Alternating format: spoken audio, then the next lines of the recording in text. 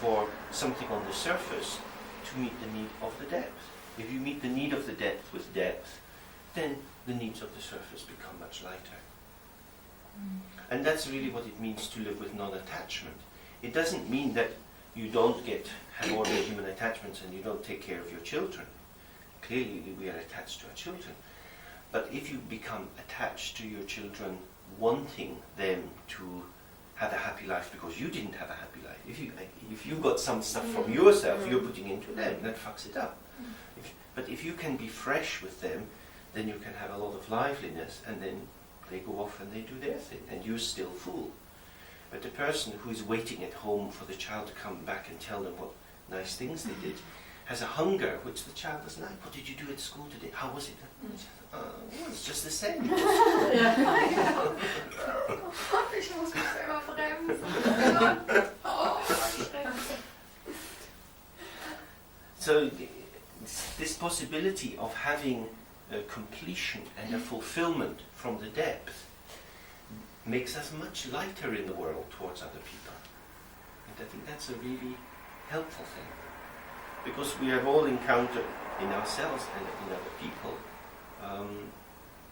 this terrible hunger. I mean, I have it sometimes with my mother when I go home to see her.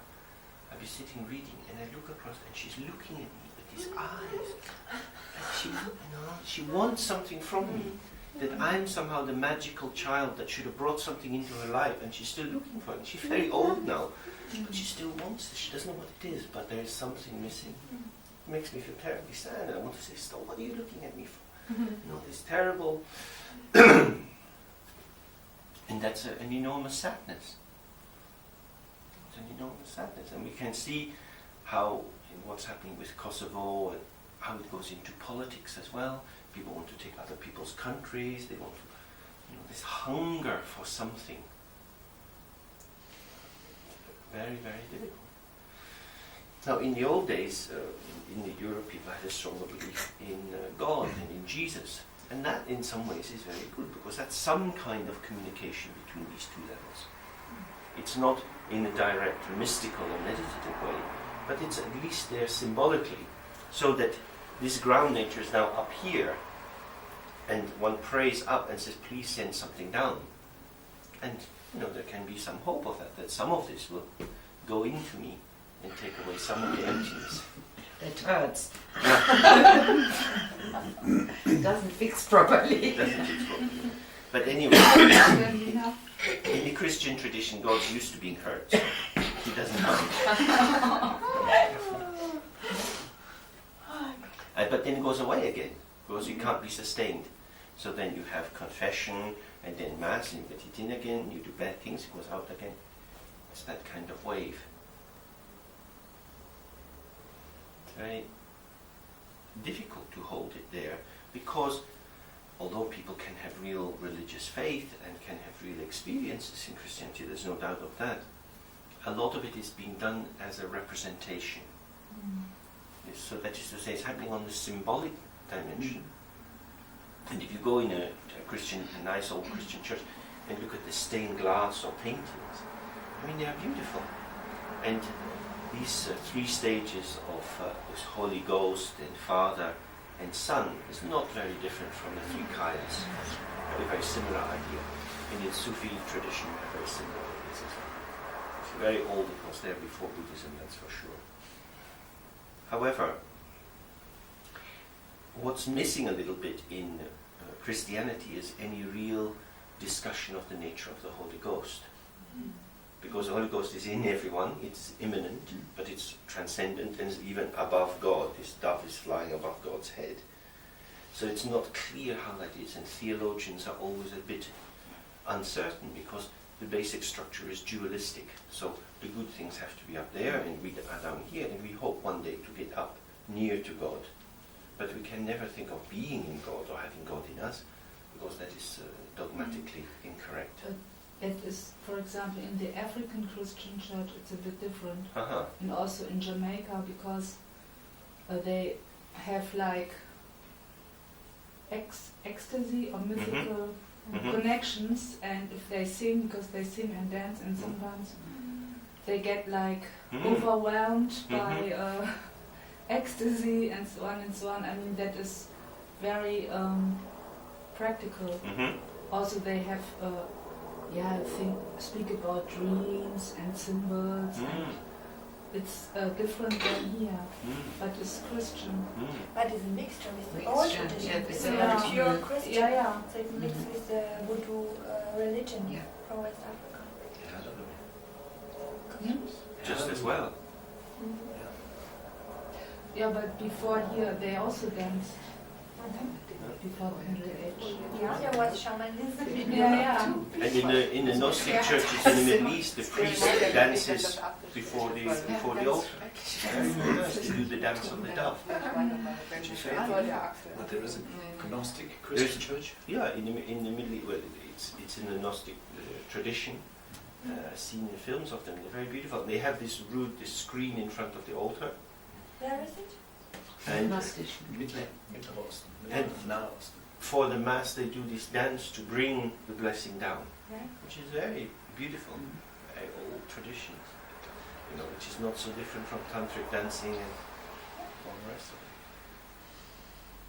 it. Near Damascus, they have some of these places, and in Beirut, up in the hills, many of the small monasteries and small valleys. They've been there for 1,000 years. The Gnostic, as far as I understand, is before. They were the ones who invented the Holy Ghost, and they were before Christianity. One of the roots, at least. But some of these lines were incorporated in Christianity, and these small churches continued. Anyway, the principle, hopefully, is quite clear. Is that big hunger needs big food, and the biggest food is emptiness, which is a kind of paradoxical thing. Now, if we don't have that, we need to make use of other foods, and that's why in the Nyingma tradition we do pujas and prayers of various kinds, as well as doing direct meditation, because prayer is also you can understand it on these two levels. That prayer is on the horizontal level, it helps us to feel better, it gives us some thoughts and some kind of hope, so it's kind of containing and directing. But on an energetic level, prayer also, when we pray like this very intensively, we are centering this circle of energy around our heart, helps the heart to open. When the heart chakra opens, it permits a better flow through these other chakras, and then you have integration through the energy system of the body. It pulls our attention away from the world, from the horizontal dimension, and towards the vertical, which is very important. And most of the time we're busy trying to adjust things. It gives us a hope, a bit like in this Christian Our Father prayer, when we say, give us each day our daily bread. This idea that the bread that we eat is coming from God, it's not coming from the supermarket.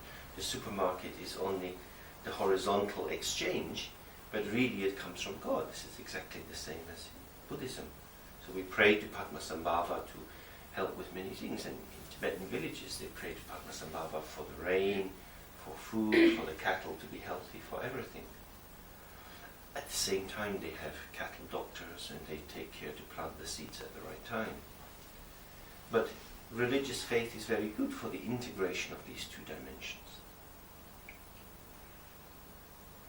So, learning to pray, developing faith, having faith, for example, in the idea of Buddha lands, of Sangdopari, or Dewa Chen, or many of the Buddha realms, Kachopa, again is helpful because it gives the idea of a pure dimension where there are no problems. And just the hope of that can be very lightening for some people. Other people would not find it a very attractive idea, they'd find it unrealistic.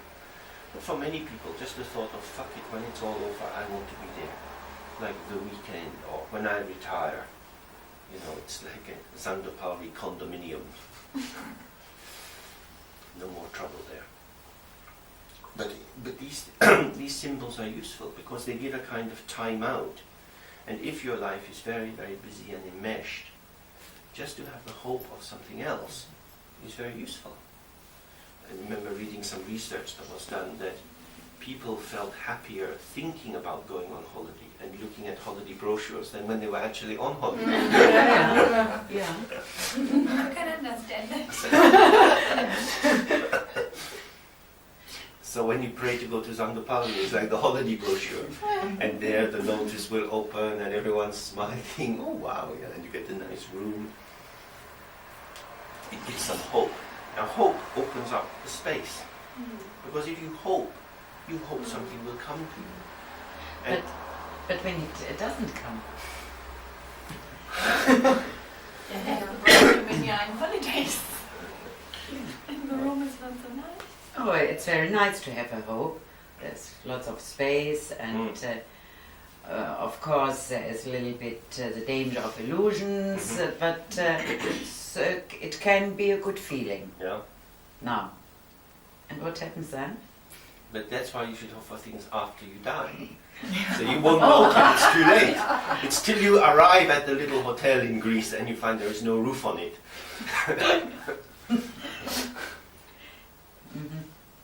I mean, I think that's the whole thing, is that whether these places exist or not, if we have faith in them, they function to just take time out.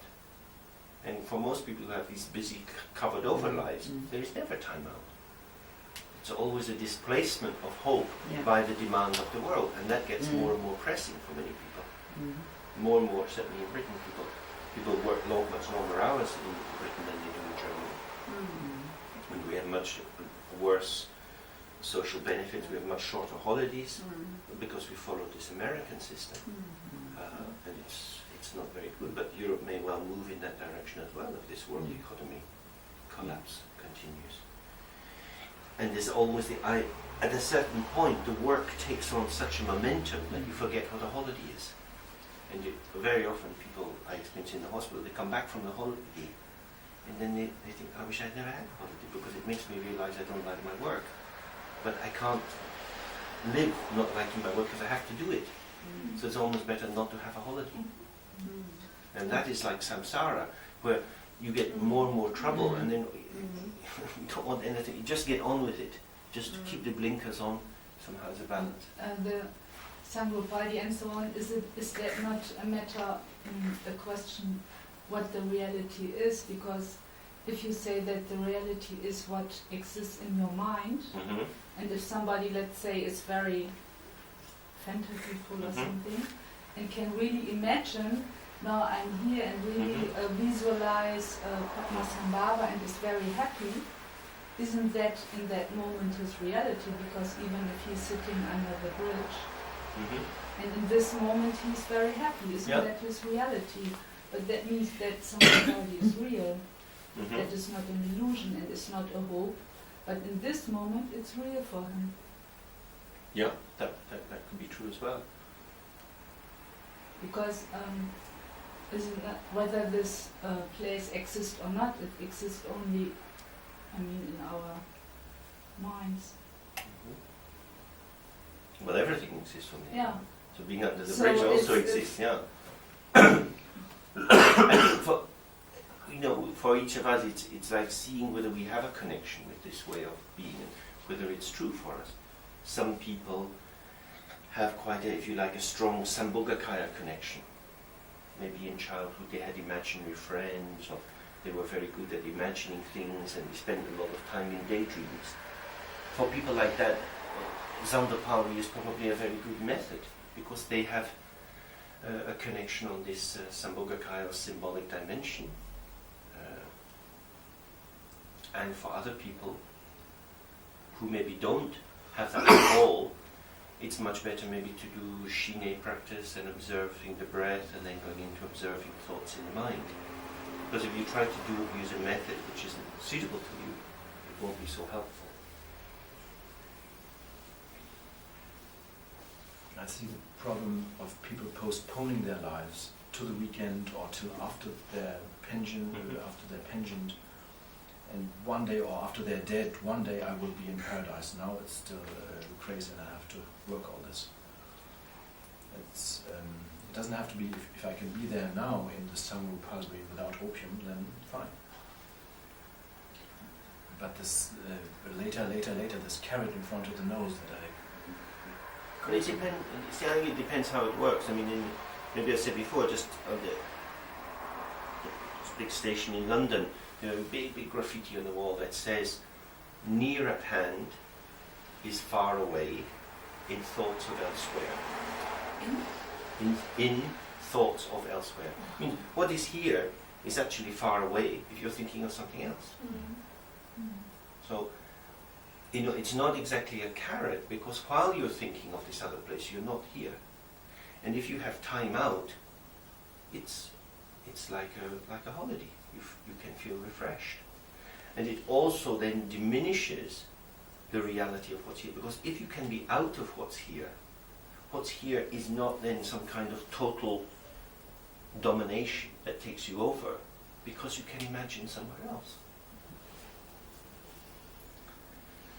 And you know, if you read the studies of people who survived the concentration camps, they often say that the people who survived best were those who could maintain some memory of something else. So they had little clubs that did Latin grammar and all kind of things like that to connect in with what was elsewhere. But the ones who just got into this shit that was everywhere just went down, because there was nothing else to hold on to.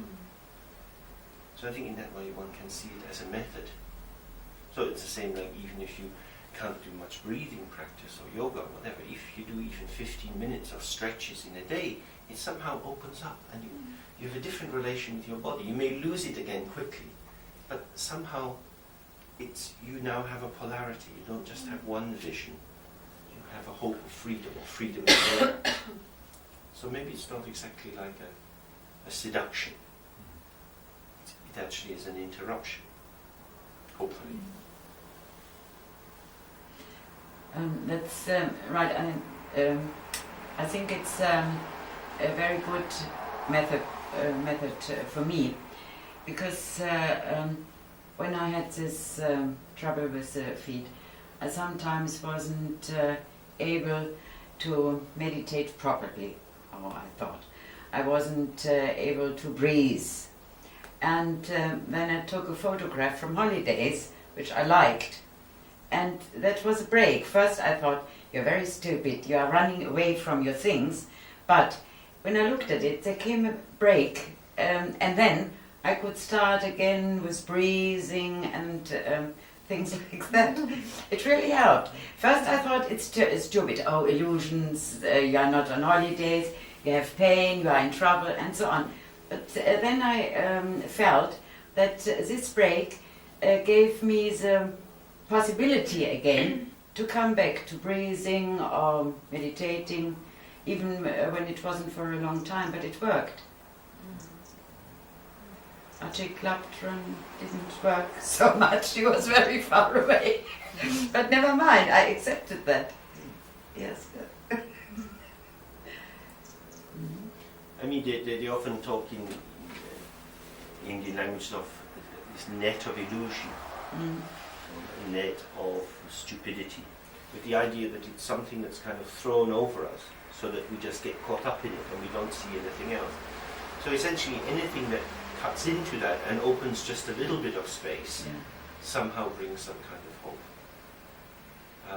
And yesterday when we were doing this pet, that has a similar function. But you can use pleasure for subversion as well. Watching TV. They've just done a very big research in Britain on happiness, and one of the things they found, was that watching soap operas made people happy. People who regularly watch soap operas on television are statistically happier than the average population. Less cancer.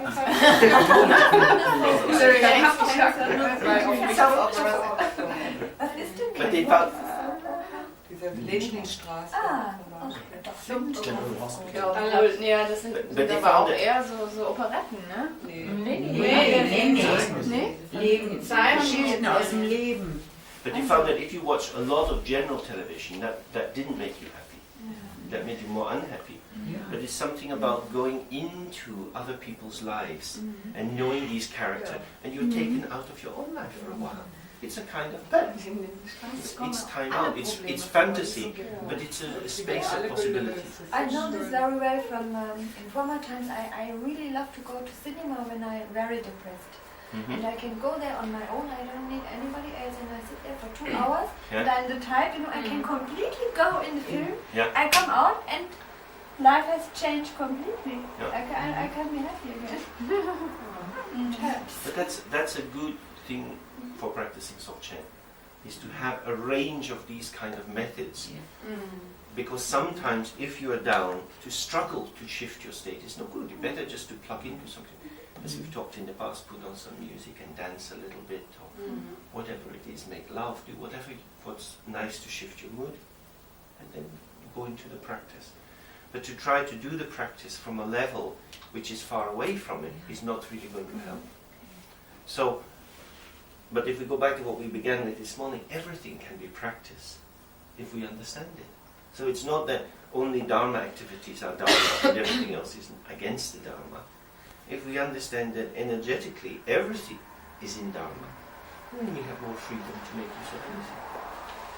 But it has to be with awareness and with a sense of what the purpose is.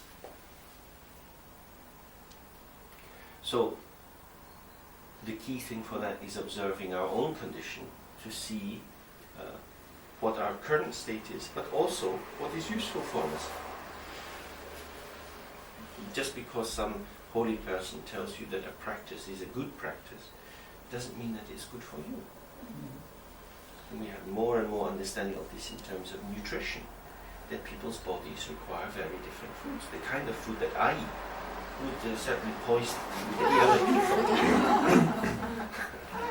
It's probably poisoning me too, but that's my blind spot. So we have to find a way of, looking at what is good for us, what is actually working, what gives us energy, and what allows us to continue with what we're doing. May I add something? Mr. Kohl was asked whether the Social Democrats this year were his downfall.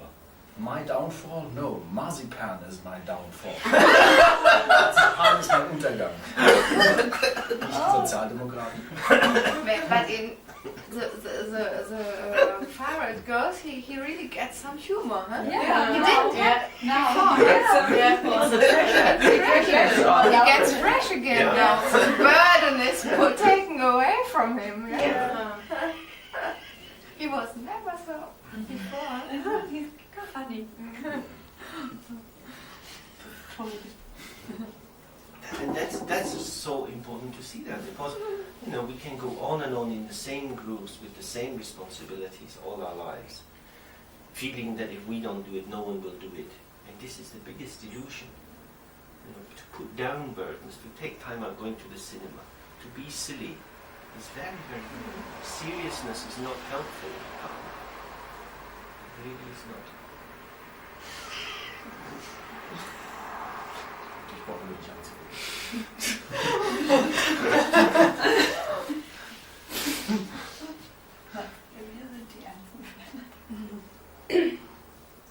Because seriousness is a sign of attachment, and the ultimate way of blackmailing people in Britain is to talk about a sick child, or a murdered child, or a raped child. This is how these cheap newspapers sell their copy by big. Everybody, and you can't have any thought except bad. Karma doesn't come into it. Oh, who has done this bad thing to this poor innocent? And it's very serious and very heavy, and you daren't make any kind of joke about that. But traditionally, people would joke about things, and there are lots of jokes about Jesus on the cross, and people will always be able to joke about things to make it light, because if it's too heavy, you can't do anything with it. in order to make use of things, and Dharma is entirely about method, you have to be able to move it. But if it's very serious and very formal and full of respect, you're actually trapped by it. And you can be trapped by tragedy, and you can be trapped by the sacred. But the Dharma is there for us to use, and if you elevate it too much, it will make a prison for you. And if you put it, with other situations, if you're too polite about things, it will imprison you. Then you see that with Siya Lama, somebody comes and tells him a story about some terrible thing. He's like, Gudrun, where's my strawberries? They just keep telling and they're crying, and he's thinking, yes, oh, now you go. He said,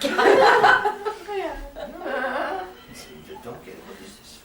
You come here with this big fucking burden, what am I going to do with it? Take it away. I don't want it. And in some way, the person feels quite insulted, but now they have something else. They have the burden and they have the slap. So they've got to carry both. And the slap is quite strong, so the burden is a little bit down. It's quite radical. Because if he was to say, oh, this is a very terrible thing that has happened to you, everything goes into that whole. And for sure, much worse things will happen in our lives. Eventually we will die in our own shit. It's not a very romantic thing to die.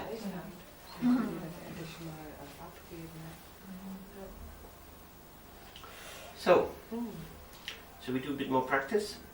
And again, if we just stay with these 3R method, because you can go in all directions from that.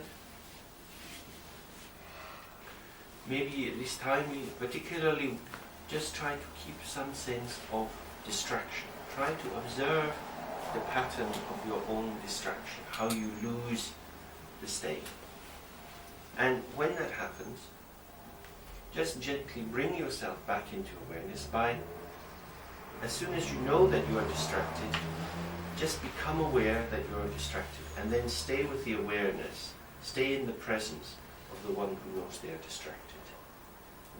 So you don't have to move very far from where you are. Even if you suddenly realize you're falling over like this, you don't have to suddenly stand up straight. You can just be aware, oh yeah, I'm tired. Because meditation is not sitting up. Meditation is being aware. You can fall over, it doesn't matter. You can become very restless and be moving around. You can just move around. Other people can take care of the noise, but you can move around and just be aware, oh, this is what my body is doing. So the key thing is the awareness which is unchanging, and all this stuff changes. The awareness is the beer and the rest is just the foam. The foam will go back into the awareness. Okay, shall we try that for a bit?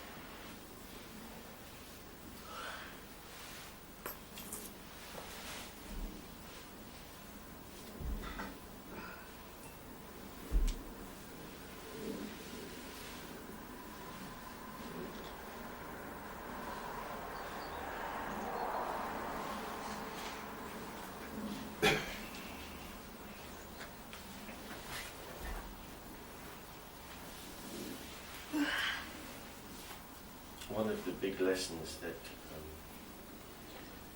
we all have to learn in life is delayed gratification. What? Delay? Delayed gratification means not having your desire or wish gratified, satisfied immediately. Okay. Children have to learn that. Aufschub von Befriedigung. Yeah.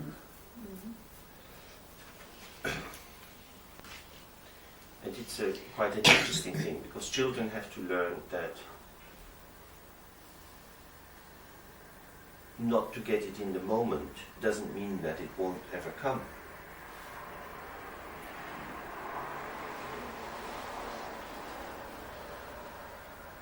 And that in fact not having it in the moment is better, which is actually quite an insane idea if you want something. I was looking at Denise's daughter this morning. She's quite into instant gratification. She sees something and she points at it and she wants it.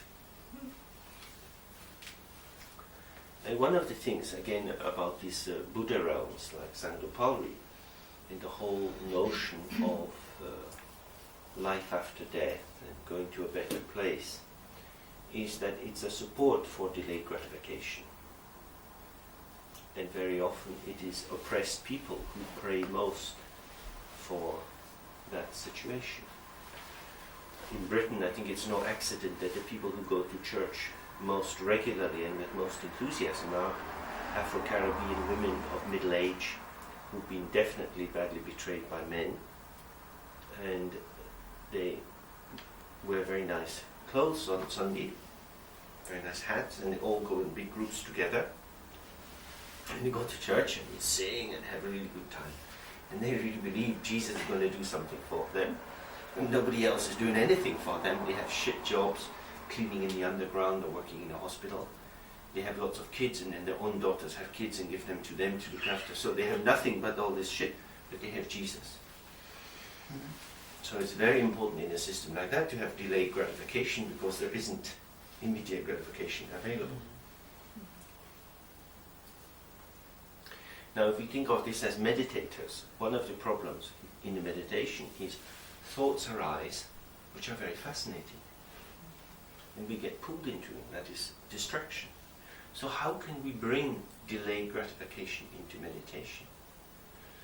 From the Hinayana position, what they try to do is to put a kind of wedge, wedge? Kind. For cracking wood or something, in between the object of fascination and yourself, by giving it a negative reading, by saying these things that attract you are actually poisons. They are going to kill you. So you have a lot of reflection on the world as a dangerous place, and attachment as a poison, and attractive things as being things which intensify the poison you already have in your body.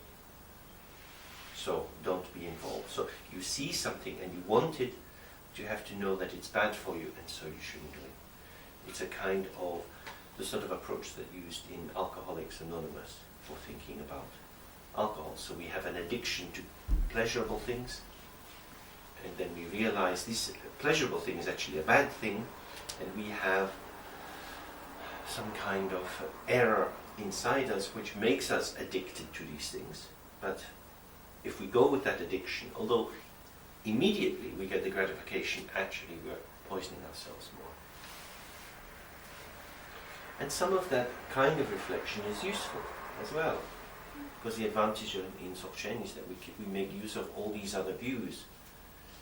So if we find in our meditation that our minds return to particular scenarios, when we start to see the point at which we go on the level of distraction, we can then see what is the power of particular kinds of thoughts, and then outside of the meditation take up this more Hinayana view of seeing the negative aspects of the trigger. And in that way we try to make it less powerful, less seductive for ourselves.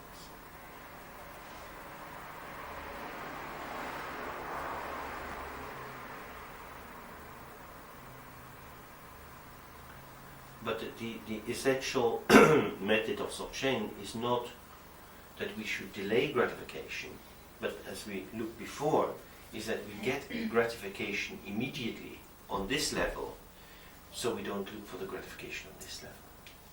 So when we get distracted, that's usually a sign that we are not gratified on the basic level. That is to say, we are not in a state of awareness. We are in a state of consciousness, and ego consciousness is always hungry for stimulus, because it doesn't exist without an object. It has to have an object in order to be in existence, because it's in this horizontal frame of dependent co-origination, where each thing is only in existence because of the other things it's connected with. And so if these other things are not there, ego will stop existing. So it has to keep pushing and stirring things up. So if we accept this, when we get distracted in meditation, we are distracted because we've lost it. It's not then a question of being interested in the things we get distracted in, because that doesn't matter too much. That's just the pattern of our karma.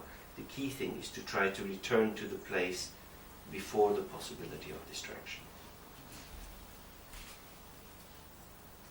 But that is difficult. That is difficult. Because the kind of experience that we have of that openness is certainly at first quite weak, and the power of the thought is very, very strong. It's like if a child has had lunch and then somebody puts some nice chocolate on the table, the child says, "Give me chocolate." You say, "Well, you just had your lunch, you're not hungry anymore. Look, you still have some potato on your plate." And it's very obvious that the felt experience of satisfaction from the lunch is no protection against the power of the chocolate, because the chocolate opens up a different aspect of hunger. So this again is where energy is quite important, because if we're trying to do too much of that work with thoughts and conceptualization and reminding ourselves, we get pulled into this struggle. So if you get very distracted and you're doing the meditation on your own, it's very good to get up, just go for a walk a little bit, wash your face, do something that shifts your energy, and then come back into the practice. And it's for this reason that Dzogchen meditation is quite difficult to do with other people, because it is a very individual practice. What you need in order to be in tune with yourself will not be the same as for other people. So group practice, where you're trying to get into a beat, is not helpful. Whereas if you're doing tantric practice, it's very helpful to do it together, because it's about building up a particular kind of energy of devotion or whatever. And the group all being in the same pulse helps to bring a kind of engagement, like singing with a choir. You feel you can sing louder because you know your voice will also be covered by other people's voices, so you get more confidence to belong, because you're not observing, you're participating in Tantra, so fully getting into it. Whereas in Dzogchen, this observation has to be there, so it's always a little bit, not exactly passive, but more on the awareness side. So one has to make micro moves. And that's why when we practice together, it's very important that each person takes the responsibility to do what they want. And if you want to lie down in the meditation and have a sleep, that's fine. If you want to get up and go out of the room, make a cup of tea, that's fine too. And other people will just stay in the meditation. If they hear a noise or whatever, they need to integrate that. That really, I think, is very important, because in that way the meditation practice becomes similar to life outside. When I go into the hospital, people do what they do, they don't do what I want them to do. So I have to be able to integrate them into my meditation. I can't say to them, behave in this way because I need you to do that, otherwise I lose my meditation. They don't give a fuck. That will be the same for all of us.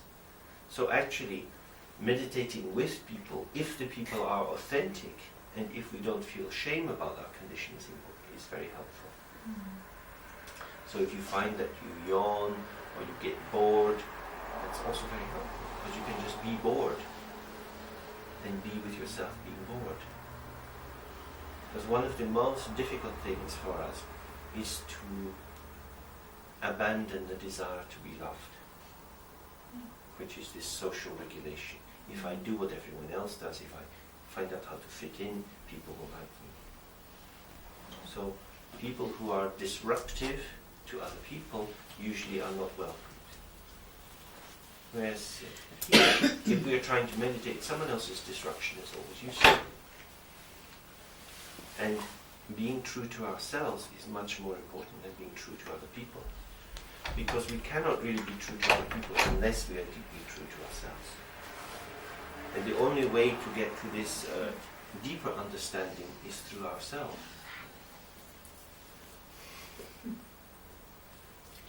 Shall we do a little bit more practice and then stop at 1? I would prefer to go for a walk. Yeah? Now? You can go for a walk now? Yes, I mean, if we can do what we want, I would prefer to go for But if other people would like to, we can do the walk the as walk practice. as practice, I would prefer Good than idea. sitting. Yeah. I mean, Good. Ich bleib hier stehen. Und jeder hat sein Geld. Doch, ja. Da gehen alle nach. Ja. Regnet es oder regnet es nicht?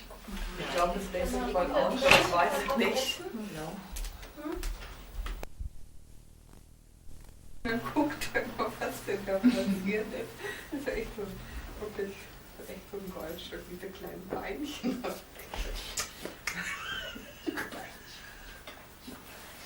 Der hatte hoffentlich nicht nur kleine Und Beinchen. die kleinen Beinchen. Auch andere kleine Sachen.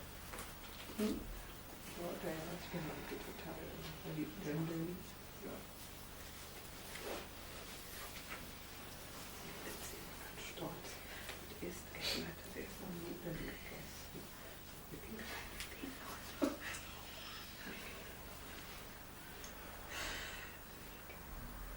Da muss man vorbei, da ist jetzt so komisch. Wieder gemacht das mal.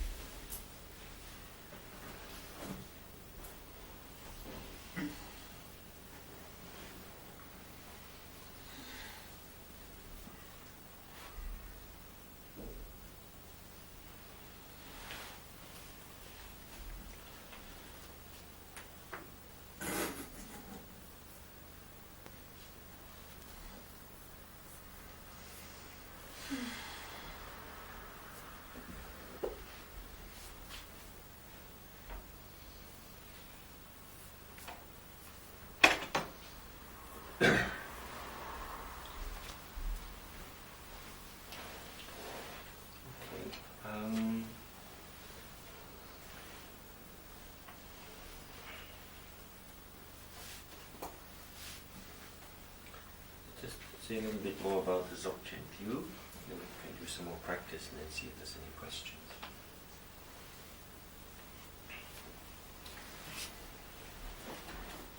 With this refuge and bodhicitta that we say, this is not at all in the Dzogchen tradition, because it is saying, it's a general Buddhist refuge and bodhicitta, and it says, I will take refuge until I'm enlightened, and I will work hard to gain qualities and merit which I will use to benefit other beings. Both of these statements speaking of a kind of constructivist view, in which enlightenment is something which I will gradually bring into creation due to the accumulation of these qualities.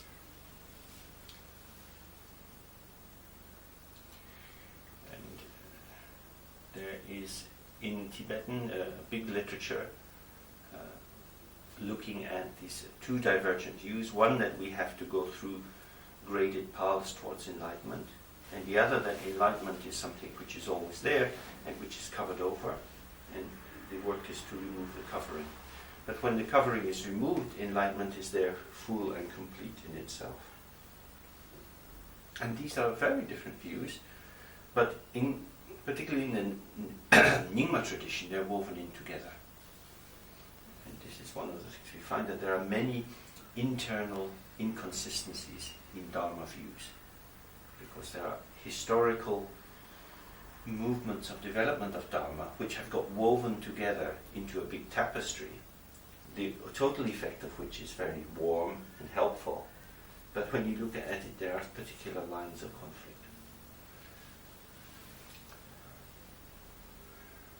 And this becomes particularly clear in the area of ethics, which I think it's always useful to look at. If we take the view of the refuge, we are going to protect ourselves from being too dangerous by aligning ourselves with Buddha, Dhamma and Sangha, who are by definition good. And then we are going to make ourselves good by practicing generosity, patience, diligence, meditation, and so forth, the 6 or 10 paramitas. So we have an agenda that we are going to do, and by the end of this process of becoming good, we will become Buddhas, and when we become Buddhas, then we will help people. Because having become truly good, everything we do will be good, and anybody who saw what we did would see that it was good. Yeah? Now this is in some ways the problematic position of the Dalai Lama. The Dalai Lama is in the world now as a good man. He is maybe the last good man in the world. This is a very old Jewish story. But if the Dalai Lama is good, then Buddhists are good. In which way are they good? They're good in the way that Christians recognize. So the Dalai Lama has been purchased by the Christians as a definition of Christian ethics. The Dalai Lama does more and more things with Christians. He's even written a commentary on some of the Gospels in the Bible. And what he stands for is being a monk, not having too messy a life, not being wild and crazy, but being very clear, very reliable, and always saying good things. He's like a good bishop. And that, of course, is one of the discourses of goodness. And he is from the sect started by Tsongkhapa, the Gelugpa sect. And Tsongkhapa, in his establishment of this sect, said, the people of Tibet cannot trust these Nyingmapas who do funny things, who say one thing and do another, and whose lives are a mess. My people will be monks, and they will keep their vows, and they will be very, very reliable. Again, there's clearly nothing wrong with that. That's a very good aspiration. But what it does is it sets up a metaphor in which confusion should be removed and clarity and order should be placed centrally. If we do this, then 99.9% of the world population are bad. And then it's very difficult to believe that at the heart of all beings is Kuntu is this effortless, essential goodness. But if we believe in Kuntu then we have to believe that everything is good. But if everything is good, then what is the difference between good and bad? So again, we are back with this level that it is this ground nature which establishes the vertical axis, which is good as Kuntu, and then on this horizontal level of interaction, there is still discrimination of good and bad.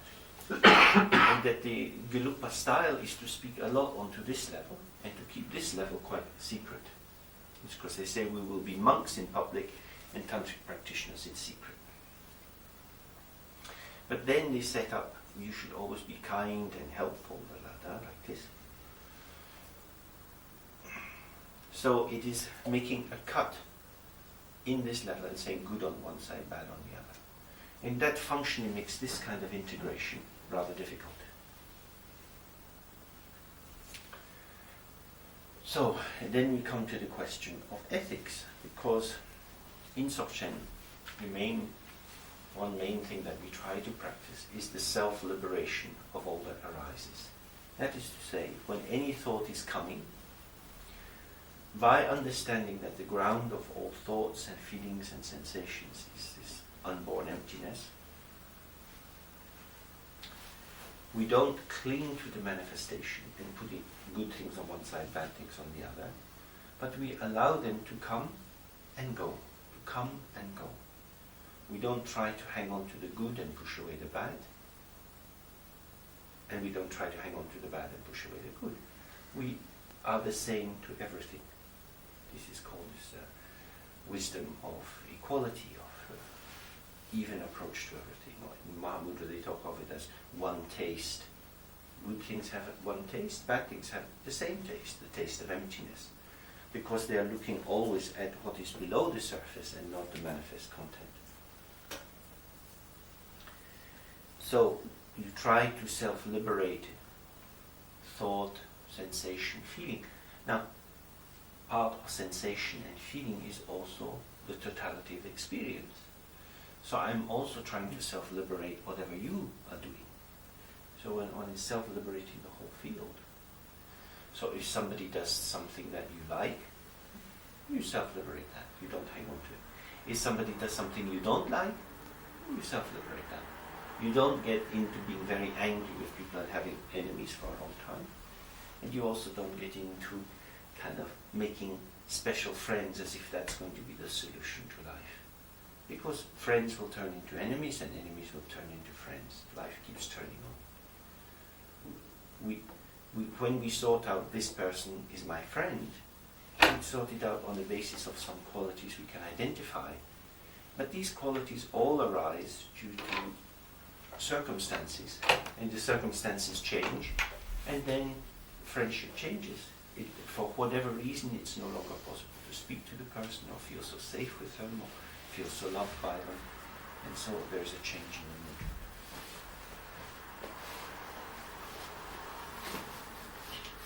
So self-liberating self and other introduces a kind of spaciousness into the relationship. One's not so intense about one's own feeling, and one is not so disturbed about other people.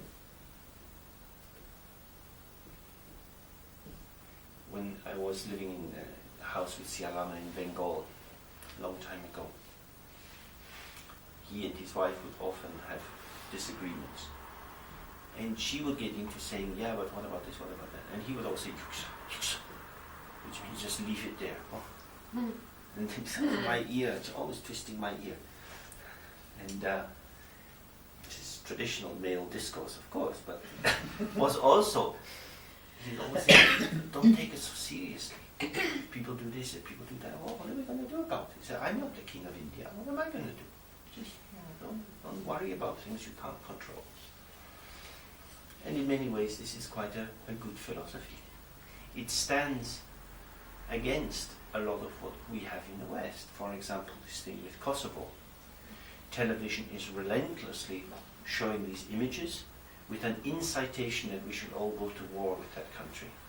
And then you get some people, usually these right-wing people, who say it's not our business, why should our soldiers go and die in this fucking foreign field, and anyway, we don't do any trade with them, leave them. They want to kill each other, let them kill each other. But then the socialist people say, no, suffering is universal, we must stop this. In the very basic Hinayana teaching on the 10 sinful or unskillful actions, there are 4 of speech. And one of the sins of speech is getting involved in quarrels and conflicts that aren't yours. But is it ethical? How can we allow the killing of children in Yugoslavia and not do anything? But at the same time, if you go into Yugoslavia, you have to kill people there. So what do? It will be messy one way or another. Well, but children being killed, this is very real. And this is always being heightened. Children are the most real thing in the world today. If anything happens around children, immediately alarm bells ring. Old people can gassed or somebody put a cushion over their mouth, euthanasia is coming in, very good idea. Old people can go out, but the young people, we have to put them up on the throne. So, all the time we are being confronted with ideas of this is real and it's good, this is real and it's bad. Dzogchen doesn't view the world in this way. It says nothing is real in the sense of inherently real. Everything from the very beginning is just the energetic manifestation of this open dimension of good example. So the goal is through that to trust the nature of what occurs. Whatever comes, comes. Whatever goes, goes. Not to worry too much. Not to improve the world. It's not our job to be the gardener of the world. But this has implications because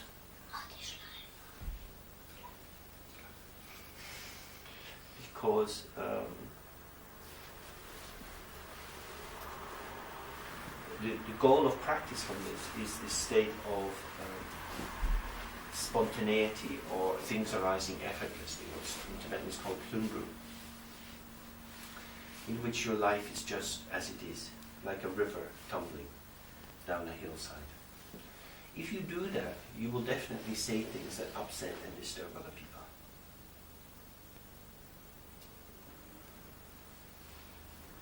So you can self-liberate your own action. But then somebody says, you really hurt me when you said that. Now, what is the status of that? Should you self-liberate that person saying, you hurt me? Or should you take it seriously? If you take it seriously, what is happening? So maybe the goal is that somehow, again, we need this integration.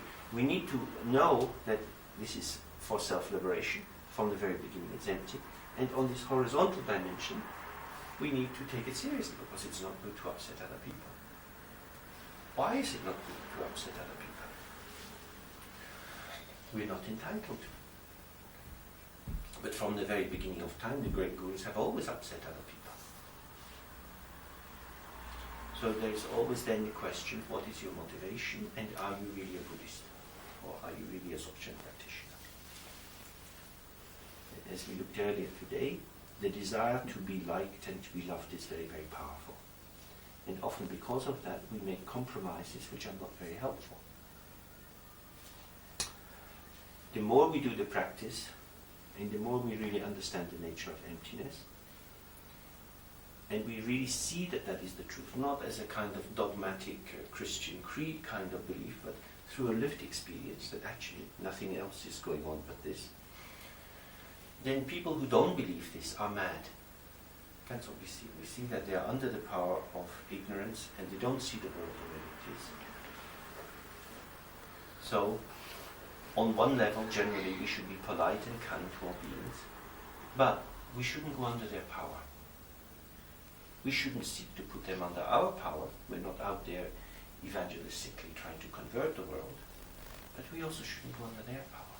And so if somebody is pulling you into believing that everything you say is very real and you should be accountable and you should think before you speak, you spend many, many lifetimes thinking before you speak. And that's the cause of being reborn in samsara, if you move it from the human dimension. Because you then are thinking, why should I say this or that?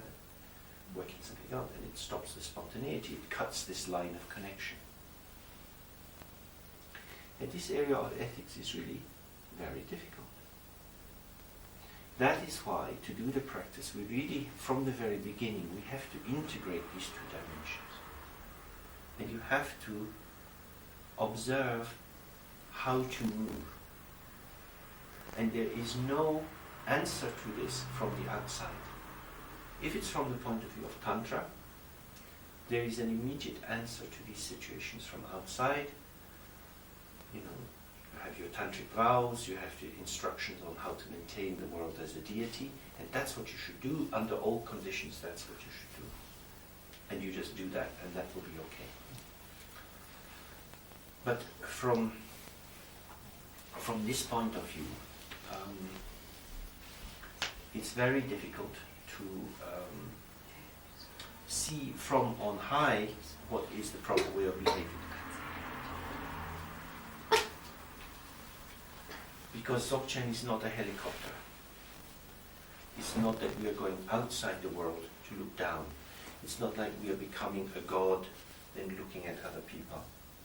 But we are completely in our lives very close to our feelings and thoughts. And in that way there is no perspective apart. There is only perspective in. That is to say, we use feeling, intuition, much more than view. We're not looking across, we're feeling it. So we are working with a very subtle attunement to the energetic system that is there. There is no objectivity in this. You don't have a line where you can say, well, this is my practice and this is what I'm trying to do. If you don't like it, or if I've upset you in some way, I apologize, but this is what I'm trying to do. Because you're not intentionally trying to practice anything. Dzogchen is often described as non-meditation. It's the meditation of not meditating, because it doesn't have a conscious, intentional aim for that.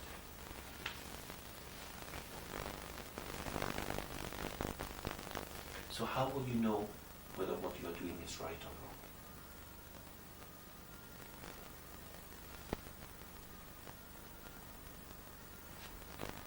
Worrying whether things are right or wrong is not helpful.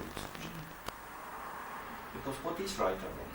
You know, right or wrong, in a sense, you can go to a law court and they will tell you what is right or wrong. But we know that different countries have different systems of law, and so you get a different judgment in one country or another. That's why these people from Tunisia who are accused of doing the bombing, not Tunisia, Libya, who are accused of bombing the plane, they don't want to be tried in Scotland. They want to be tried somewhere else. At the same time, we have an anxiety about getting it wrong. This is the most important thing to watch. What is this basic fear that unless I get it right, I will be annihilated? This is the view of the ego. If you're viewing from the point of view of the ego, you will be very available to resonate with other people's ego discourse, because other people want you to behave in the right way. But this discourse of right and wrong is completely relative, contingent, and culturally defined. What is possible for people to do today, their parents could never do, their grandparents certainly couldn't do. We have completely different freedoms.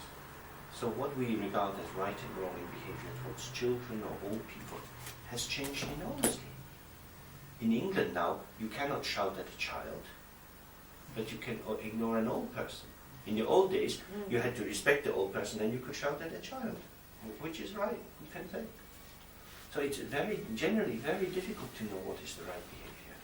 Should you hit children if they're bad? Who knows? Most cultures in the world hit children. Now the European Union decides it's a crime to hit children. We say we have cultural development, but Buddhism says we are going down into this Kali Yuga, everything's getting worse. So we've got completely different notions of whether we're in improvement or decline.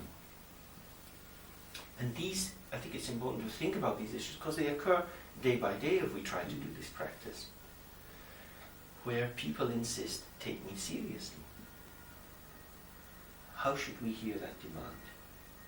Is that an invitation into a samsaric folie à deux? Because they say, take me seriously, I take you seriously. Why don't you take me seriously? Is it helpful to take people seriously?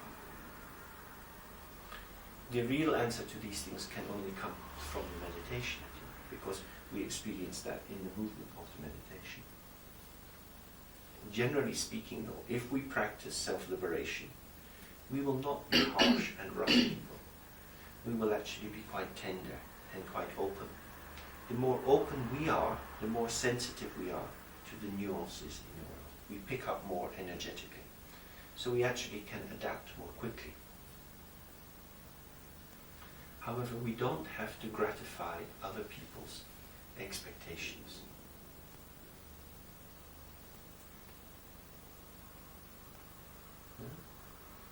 To gratify people's expectations is to give them the sense that the world is here to make them feel comforted. So sometimes you may wish to do that, or sometimes you may find yourself doing it, but that is not necessarily better than disrupting someone's expectation. Because if you disrupt their expectation, you waken them up, and that awakening may be useful. It's like what we talked of earlier. How can you know how to behave? As I say, there is no helicopter up here that you look down like the police going over the city to see what is going on. You're like an old-fashioned policeman in the street, and you hear someone fighting, you run around the corner and it's gone somewhere else. Where to go? You don't know. So it's a different kind of view. It's viewing it within, and the task is just to stay present. And we stay present from the bottom up, from the depth of the view into the activity. If you go into the activity itself and lose the ground, you will never have any correct solution. Even if the world tells you you've led a very good life, you won't be practicing Dzogchen, you won't be very aware. You will be in social conformity. No? So you can look at someone like Nelson Mandela, Nobel Peace Prize, very good man, and no doubt a very good man, but he spent a long time in prison. He was in prison because he was a criminal. Now he's a very good man. And now we say the people who put him in prison are criminals. On that level it's also difficult, but no matter how good he still is completely involved in politics and difficulties. His mind, although his heart is very open, probably would imagine his meditation will not be very good, because he is preoccupied with concerns. So being good is not necessarily a support for meditation, and it is not necessarily the best way to help people evolve. Because if you give people who are struggling comfort, you may actually make them stupid. This is Hegel's point in this master-slave discourse, that the slave comes awake and the master goes to sleep. So the more comfort you give people, maybe the less aware they are. And if the goal of life is awareness, if that's what we believe, that everybody has a Buddha nature, everybody has this possibility of being alive, fresh, open, in contact with the world, then to communicate with them, to help them, may be more important. And maybe there's not much more to say on that, but it's just that there is a particular kind of anxiety in Dzogchen practice, which is the anxiety of leaving the commitment to keeping the ego as a good person. Because the ego says, I need to work this one out and I need to know what is what, which is a kind of helicopter.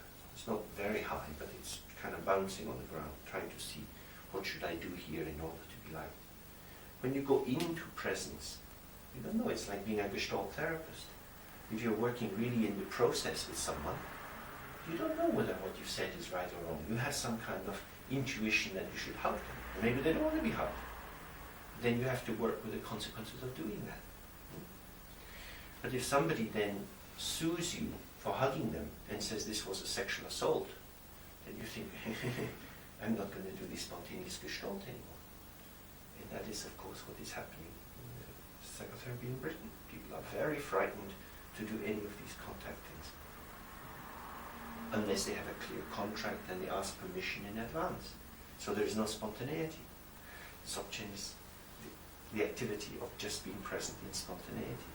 So there is an anxiety which is in the zeitgeist of now, of our culture, about whether you can be like that. Siaram is like that all the time. He does things which are very upsetting to many, many people. He doesn't really bother him too much. In a sense, you could say he gets away with it because there is something else around him that somehow smooths it over, and even when he's beaten someone up in all sorts of ways, after they say, oh, that was quite interesting, I learned something from it. But in some ways, he helps them to realize that because he doesn't apologize. It's just there. Well, if you don't like it, go away. That's what he said. So somehow he is disrupting things. Now, So the key thing is maybe that it's not that we should become rude and vulgar, but there is a way that if we are committed to presence and to awareness, we have to believe in the value of that and just stay true to it. Because we are not being self-indulgent and getting our own way. We are actually trying to stay very close to the contour of the situation as it changes. That will not be comfortable for other people necessarily. So if we lose the sense of connection with the depth, we are likely to apologize. Can you repeat this last sentence? Yeah, We lose contact to the depth. depth. Then we're likely to apologize, because then we get hooked saying, I oh, need to apologize. Entschuldigung. Oh, okay. because then it becomes real, and we say, oh, I'm sorry I did that. But someone like Sialama doesn't say that, because it was there, and he has moved on to something else. And in a sense, his thing is, well, why are you stuck with that? Let's move on. So that's always the issue. What is it that limits the other person from moving on? Well, sometimes it is the reassurance that the thing was serious. It goes both ways. I mean, with a small child, if they hurt themselves, then they run and say, "Mommy, mommy, mommy," and you give it a kiss and you say, "Now it's better," then they run off again. So you can recycle it very quickly. But if they return again and again, then it's getting bad. There's too much attachment. Yeah? So it's that kind of sensitivity about how we move this. Because the desire for us is always to be fresh and moving. Life is moving, so we want to be present in the moment of becoming. Like it says in the big Rigson practice, not going after past thoughts, not waiting expectantly for future thoughts, but just being here in the moment. Which means not being caught up in representations and moving thoughts around to create the world we want, but to be present in the world that we have. So ethics in Dzogchen don't come from any rule books. There is no clear guidance on how to be, except to be present. And if you're present, the other people will be fully or more intensively present for you. And if you see someone more, you're less likely to harm them. Because usually we do harmful things to people when we don't see them clearly.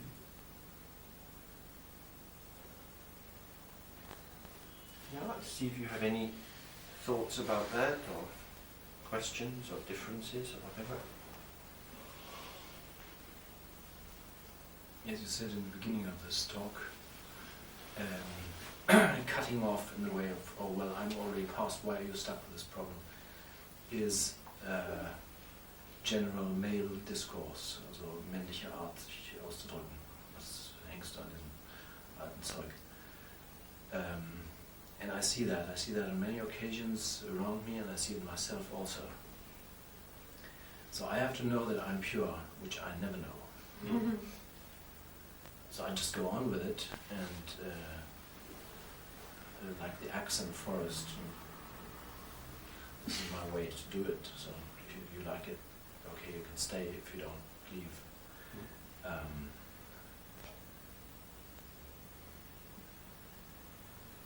Yeah, I don't see.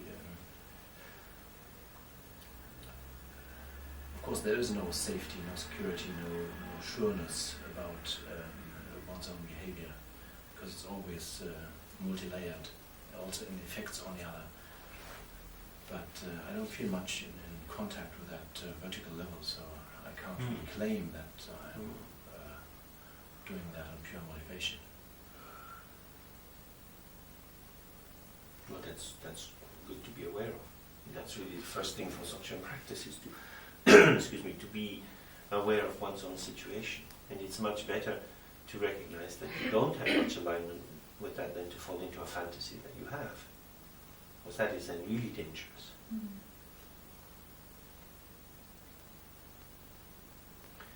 But maybe the thing is about being aware of what it is like to be a bit rigid and controlling. To describe that. We want to get our own way, We know how to manipulate other people, we're good with language or whatever it is. And just observing the process of that. What is this? What is the effect on me? It gives me a particular kind of security, but also a gap with other people. So if I want more intimacy, I'm going to have to let go of some of the security, which is a very dominant problem now, increasingly for women, but certainly it's very strong for men, that they prefer security and position to intimacy. And I think we could say Dzogchen is a path of intimacy. It's about very close relating. It's not about, it's not in the helicopter, it's not on top of the mountain. I saw a man and a woman meeting at the side of the road, and they were both quite old. And she was really happy. She touched him, and he was oblivious. He had his cap on. Walked across the street when the light was red. She stood there, waiting till the light would turn green so she could follow him. It was deplorable. He wouldn't communicate. Men, or old men especially, they're not sociable. They can't live with anyone. Mm. But if they don't live with a woman, they die much quicker. That's really the necessary thing. Good. They will die out. Yeah. Don't worry, a new generation is coming.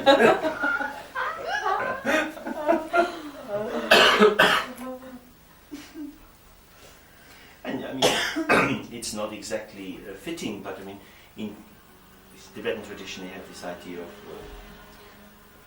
wisdom as female and method as male. And in a sense you can see that this man is into method, he's doing things in his way. And when method gets cut off from the purpose, from the meaning of method, it just becomes silly. It's just turning in space like men talking about car engines or something. There's nothing human in it.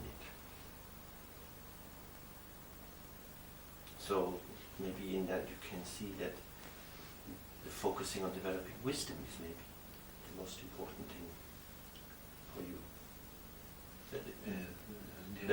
That developing wisdom is the most important thing, because out of wisdom the real compassion can arise, and the danger would be to get into technology and kind of anxiously thinking about things, trying to have a game plan.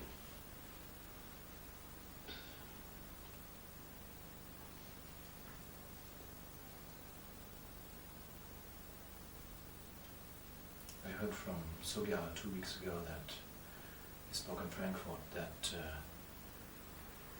compassion is part of method, which I couldn't understand then, didn't ask. It was a large assembly. What you said yesterday pointed at this, but what you say now contradicts it. No. No, I mean, usually it says that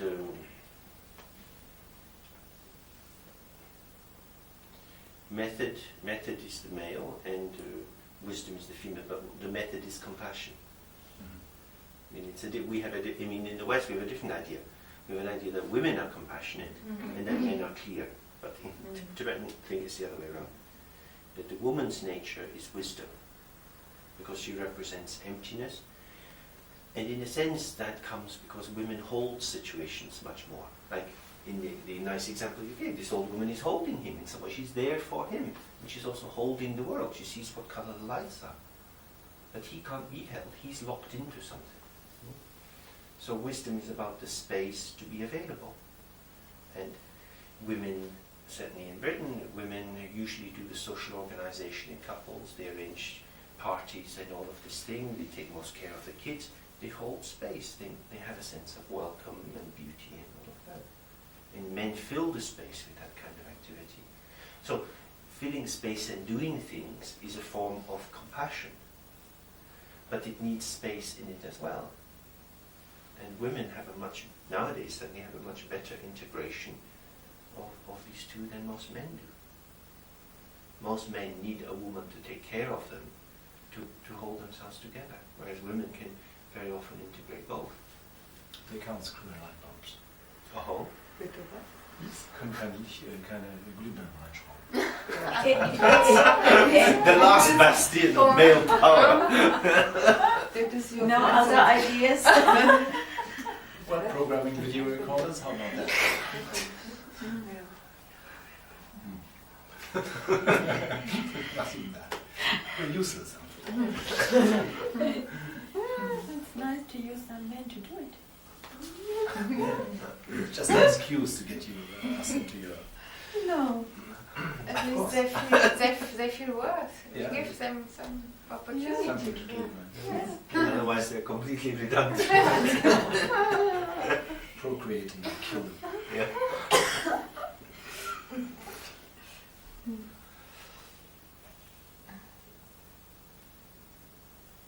Because the important thing is the idea that method or compassion arises out of wisdom. Because the function of method is to help other people as they are. That is the most important thing.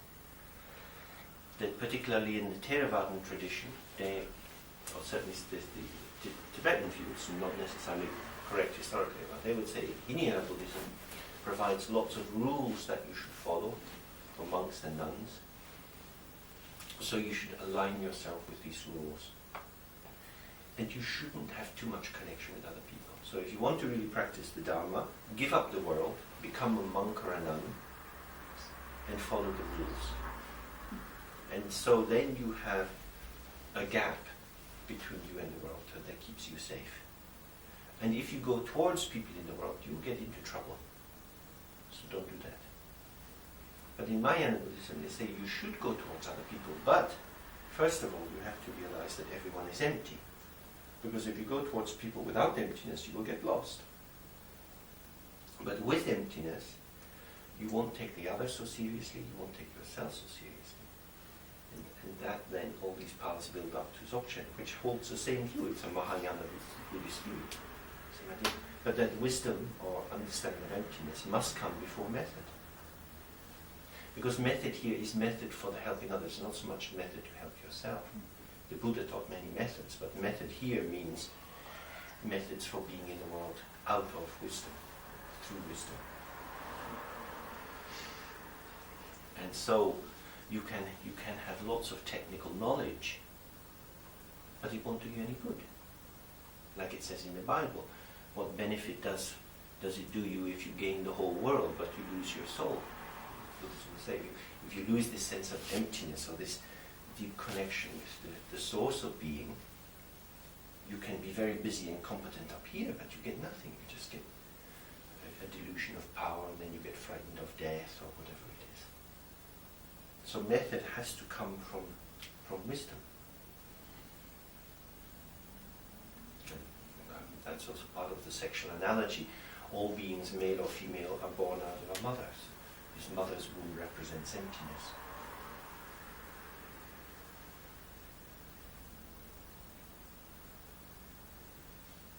So that's a really important focus in the practice, and that's why we do this, looking at where does the mind come from and where does it stay. And although that kind of practice is very difficult, it's really important, because without really getting the taste of the nature of the mind, we're just zooming on this upper level. We're moving representations around.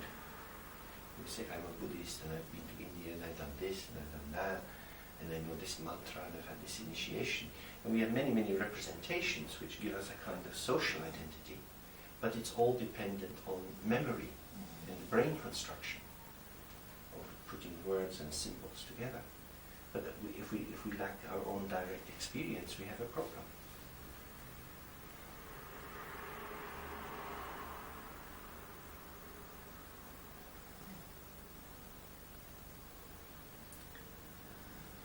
Any other thoughts?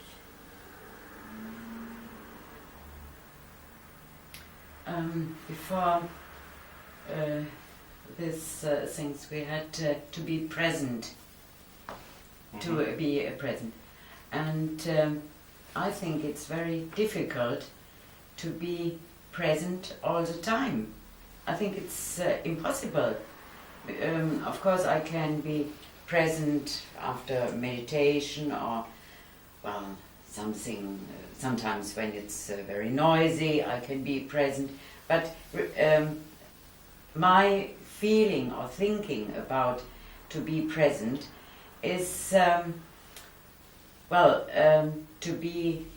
to have awareness every time. Mhm. And I think that's, for me, it's impossible.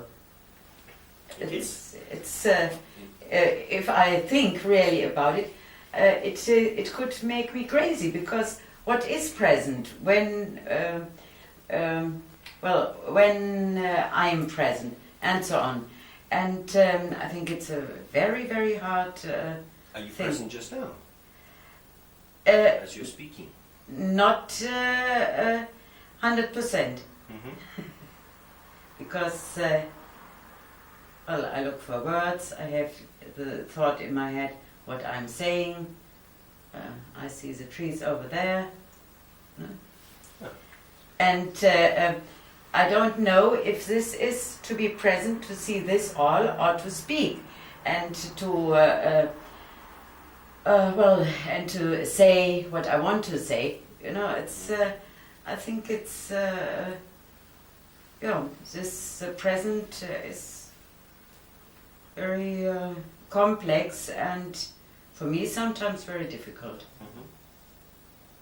But it sounded from what you were saying there that you were aware of the various kinds of distractions and limitations that are around. So you can get distracted by what's outside the window, you can be predicting something, you can be unsure maybe for the words. So there's various ways in which you can lose focus, like on a bicycle on a bumpy road, you can start to wobble, but somehow you keep going. Yeah. Now in order to keep going, you could cycle very fast and go into a tunnel of just speaking, right? But you can also relax a bit and be aware of this. The tendency to distraction will always be there, but you don't take it.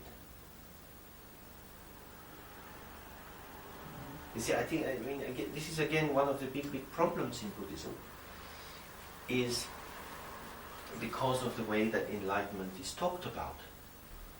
Whether it's talked about as a thing, like here is nirvana, and when you get over to nirvana you will be safe, like a refugee in Kosovo thinking, let's go to England and then we'll be safe.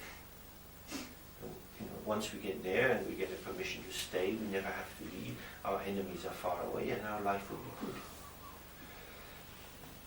But somehow it is like this. I mean, when I think, I know a Kosovo Alban who comes to clean up my apartment. Yeah. It's quite a good job. I mean, It's quite a good job, but But they're not safe. If I'm he is safe. I mean, no, she nobody isn't will- safe. Nobody will kill him. Where do you know that? Yeah. Some Anybody of will our die. neo-Nazis are coming and say, go away. She isn't safe. Okay, but let's not get too Sorry. much into the example of that. But we keep the basic principle. Yeah. The person can still Yes. die from internal reasons or external reasons. Anyway, they know they will die. Yeah. So they are relatively safe, but the safety will last for a while. No? When death is coming, the fact that they are living in Germany may help them to be more aware when they die. To be aware and to be calm in mind. Yeah, but they will still have disturbance from themselves. But the idea is that the Buddha somehow has got to a place where they are completely free of any trouble. The Buddha is just sitting, no disturbance, completely calm. And that this calmness will always continue. So why does the Buddha need to be aware? Obviously, he has to be aware for the sake of others, but doesn't have to be aware for themselves. This is the idea of Dharmakaya. And this is a bit philosophical theory style, but for meditators the world is not really like that. Because it's always very nice to do things in theory, but the praxis is slightly different. So for meditators, we know that the mind is moving. Because the mind is moving, things arise all the time. Now, we believe that the Buddha's mind is not just his mind within himself, but the nature of the Buddha's mind, in becoming very big, holds the existence of all sentient beings in it. Yeah? So, we say that the Buddha is omniscient, means he can see everything. So the Buddha can see the contents of our minds. Our mind and his mind is not different. Yeah? So, that means he has our troubled thoughts in his mind. Yeah? So, even when he's a Buddha, he's got troubled thoughts in his mind.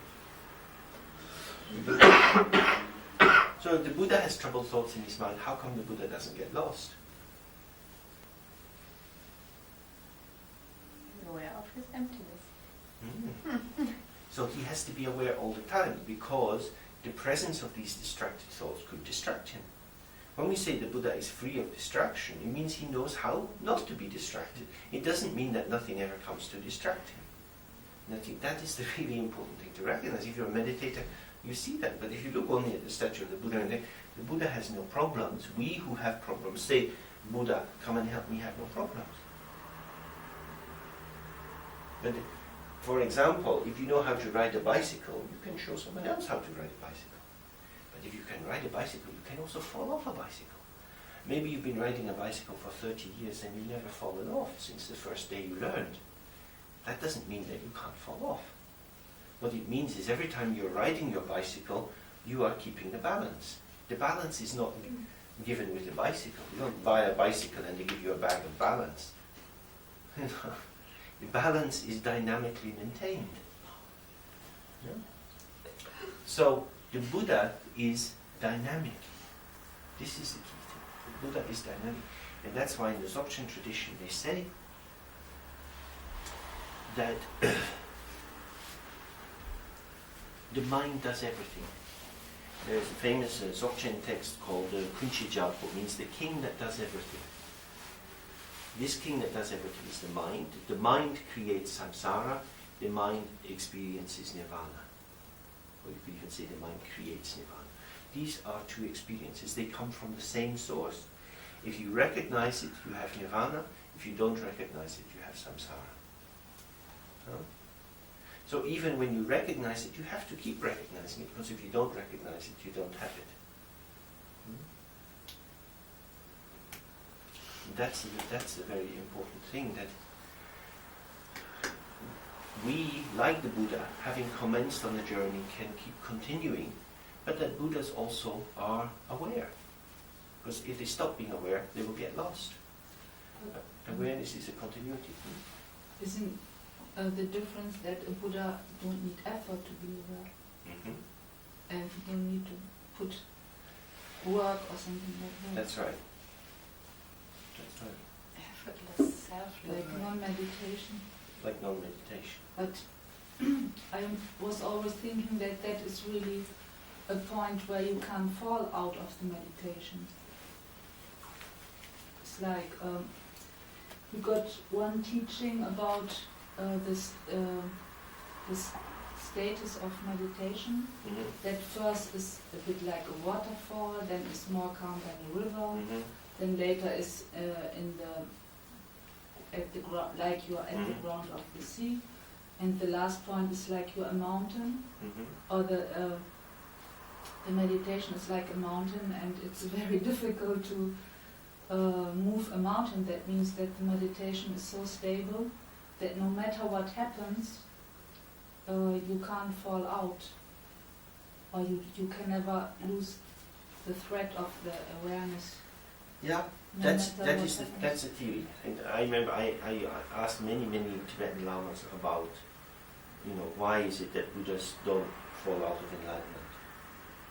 Usually they would get very angry with me for asking that question and say I was very stupid. The most helpful person on that was Siya Lama, who said, well, we Tibetans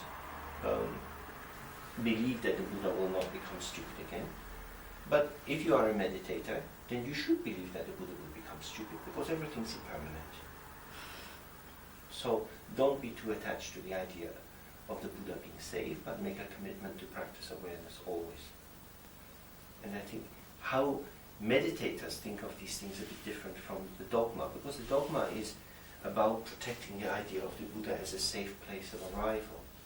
And there are many, many Dharma texts which are about that. They are still saying, here is samsara and here is nirvana, and you go from one to the other and you're safe.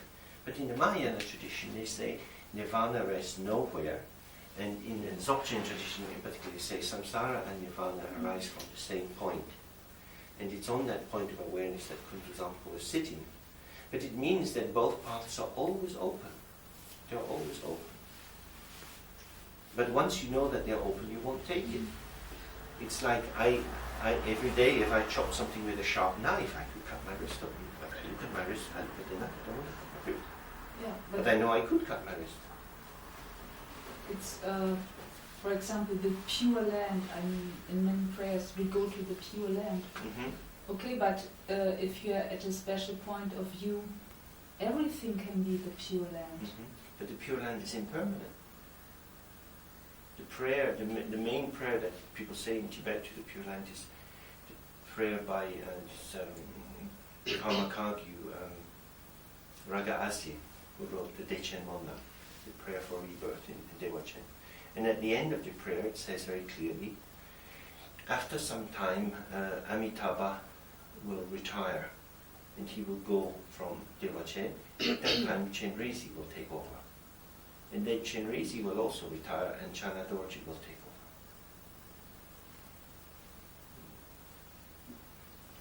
It's just a change of management. It doesn't Yeah, it doesn't matter. Yeah, It but- doesn't matter. No, but he won't be there. Well, The it's quality important that I'm there. quality of the hotel may go down. You may think, the breakfast isn't the same. Well, the Bahamas aren't Bahamas. What's the problem? Yeah, but I like black pudding for my breakfast. What's the point of being in the Bahamas if you don't get black pudding? It's not the same. It's blood, is it? Yeah, blood pudding. Blutwurst. Warme Blutwurst. It sounds so nice, black pudding. But I think it's an important point that the impermanence is in everything. And we construct these ideal forms as methods, but the reality is we have to practice no matter. Like it says in the 3 statements of Garab Dorji. First point is to recognize clearly the nature of the mind, to wake up to this open dimension. Secondly is to resolve all doubts. That is to say, to inquire into all the ways in which you can lose awareness, and particularly do the practice of long day. And then thirdly, it means to continue in confidence. And that's an important thing. It's a continue in confidence, which means to always believe that there is nothing other than this. Although there are many other possibilities of seeing the world and doing other kinds of practice, you continue in the certainty that this is the case. And that's very important because, like it says in the prayer for being reborn in Dzogchen, if you are born with good karma, you get born there in a lotus. And as soon as you are born, your lotus opens and you see Amitabha's face smiling and he says, hello. That's very nice. And the Christians had the same idea. If you're a good soul and you get up to heaven, the trumpets go and the door opens and God is there, welcome, and you sit over there. In reality, for meditators, you get enlightened and maybe nobody's there. It's like... Maybe, yes, and maybe not. You may get enlightened with trumpets. You have that karma. You are a drummer, so probably you have a special... Get the dancing the knees and a little down. no darkness.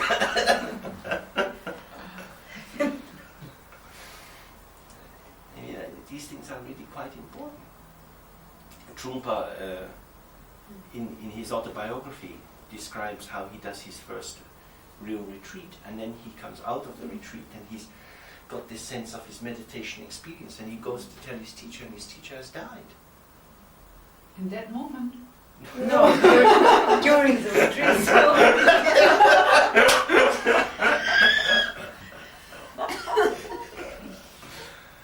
So, but because he wanted the completion, he wanted the pat on the head and the trumpet, and now here you are. And he had to confirm himself. But in the Tantric tradition, they say, on the moment of gaining enlightenment, all these Buddhas come from the 5 families, and they give you an initiation, and they pour water on your head. And as the water comes from the pot from each of these things, it's in the 5 different colors, and on the top of your head comes this crown with 5 points from this water. Of course. And then you are completely there. And you know that you're there because you have the hat. And if you doubt it, you look in the mirror. Mom, look at that. Du hast ihn doch schon, was willst du mehr? These are very interesting metaphors. How will we know that something is real? I mean, this is why people desperately say in relationship, do you love me? Tell me you love me. But you know I love you. No, but tell me you love me. Because to trust the feeling is very difficult. We want the confirmation, we want the pat on the head. But then often we go for the pat on the head, but no feeling. You get the certificate. Many people get a qualification as a psychotherapist and never believe they're a therapist. Many people grow up and get an adult passport but never believe they're a man. I mean, most men don't believe they're men. Somehow feel that to be a man is something very much bigger than them. So it's quite an important issue. How do you know that you're okay? Do you need someone to tell you? How do you know?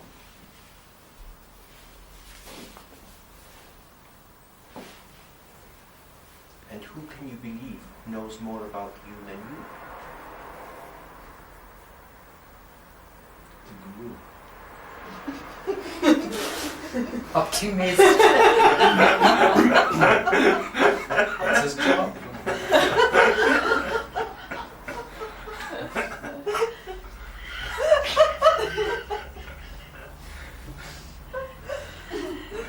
Clearly a very mature, developed Dharma group now. Full confidence. Maybe we should take a little break and have some fresh air. Should we take a break for 5, maximum 10 minutes? And then Okay. do some more practice? And you could maybe think also in this moment about the time. Because I was said before that I could come on the 5th, 6th of December, but that's quite close to now. And I don't know when I will come again after that. And it might be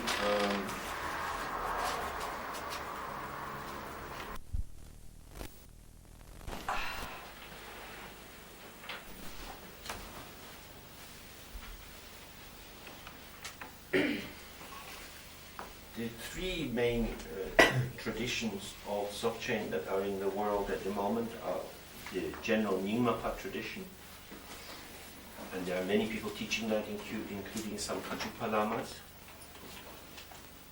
There are the lineage that Norbu teaches from, which was not so open in Tibet, but is a very interesting reading that he has. And then there is the Bonpo tradition called Dzogchen as well. And there are several people who teach the Pern tradition who come, including Tenzin Namdak, who comes to Germany sometimes and to Switzerland, also to England. And I think it's a very good, nice idea if you can meet these lamas, particularly say Tenzin Namdak and Namki Norbu. Namdak, who was the main teacher in the main Bonpo monastery in Dolanchi near Solon in Himachal Pradesh. Haben wir da das Buch von dir? And he has some books translated in English now. Ich glaube, das ist der Lehrer von mir. Is that the teacher of Tenzin Wangyal? Yeah. Yeah. So, and Namki Norbu will be teaching in France, and he'll be doing a long weekend retreat in Carmelin in North France. So if you've never met him, it's maybe good because I think now he's going away from Europe for another 2 years, and his health is, he works very hard, his health is not so great, he does get more tired. You never know, you might never meet him again, but just to get the transmission from him could be very nice. Which kind of retreat is it? I'm sure it's a retreat where you'll be doing the transmission of this Dzogchen presence and doing some practice together, and I don't know, it's probably on the same day, on some recognition of the mind and basic practices like that. You know when? I mean about. I may have it in my diary.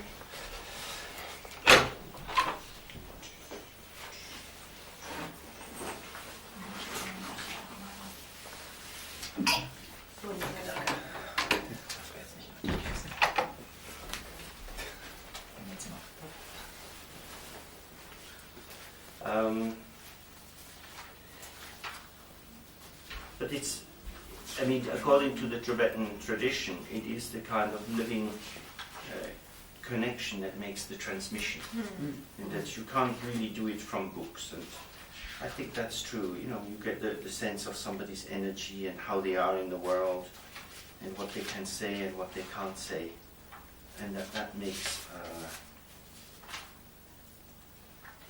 a big difference. And these older teachers are definitely vanishing, and they have been doing this practice all their life. And they also have a kind of seriousness and lack of egotism, which is quite important and quite refreshing. And some of these younger lamas, although they can be very nice and very inspiring, they're brought up already quite westernized, and how they are is very different. They're more into being themselves and being funny and doing all of these things. And so it's a brief opportunity. Yeah, he's doing a retreat in Marseille. In Marseille? In Marseille, that's a bit far, but that's Not that far. It's more in south. from the 6th to the 8th of November. And he is in Paris from the 20th to the 22nd, and he is in Karmaling from the 27th to the 29th. Who's in Karmaling? Irgendwo in Nordfrankreich. And if you phone Do you have the the address of telephone, Karmaling? I don't have it, but it's not all that far from. Where is it near? Is it in Bourgogne? It's not. It's north. It's north of Bourgogne. It's near Alsace. It's not down from. It's very modern Gompa with big. They may have built something like that. It's up a little valley. It's near.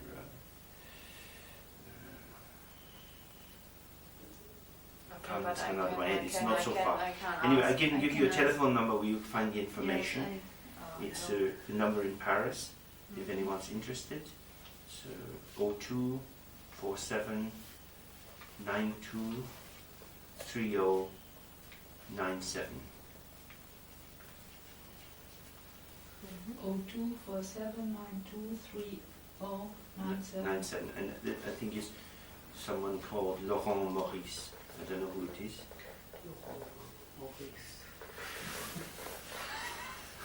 Hello, Laurent. That's Hello, Maurice.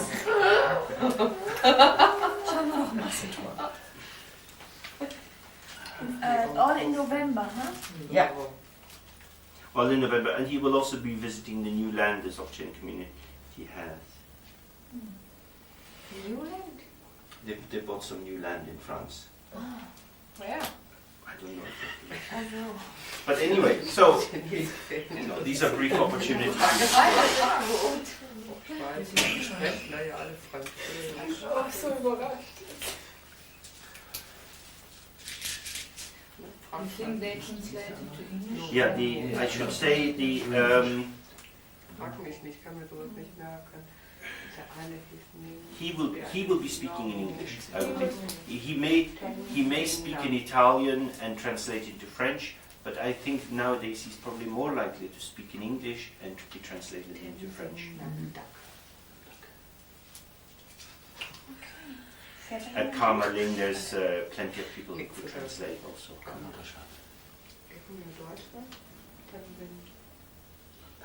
There were rumors that he come to Pauenhof. Uh-huh. There were rumors that he would come to Pauenhof, but Nobody knows. no, I Frag den Michael mal. Genau, das möchte ich Ja. nicht. Ask Michael if he comes to the. Ja, Kommt zum Pauenhof. Nein, keine Ahnung. Aber ich glaube, das war nicht bestätigt, als ich letztens im Pauenhof war. Das ist ein Pfauen. Das ist das Gleiche. Also, it would be, if you're interested really in this, it'd be useful to do learn some of the basic moves in Yantra Yoga. Some of you are already interested in that, so if you're meeting from time to time, you could do that. And there are some people who are teachers for that. I don't know if you teach that, so I mean, you could maybe do a day anyway and get these basic moves, because it's very useful. In Düsseldorf there's a training group. Yeah. It would be some way of thinking about maybe linking across, because there's something about sharing resources.